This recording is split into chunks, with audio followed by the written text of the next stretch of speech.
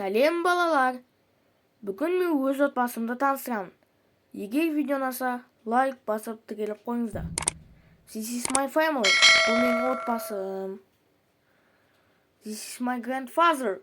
Бұл менің атам. This is my grandmother. Бұл менің әжем. This is my father. Бұл менің әкем. This is my mother. Бұл менің анам. This is my brother. Бұл менің ағам.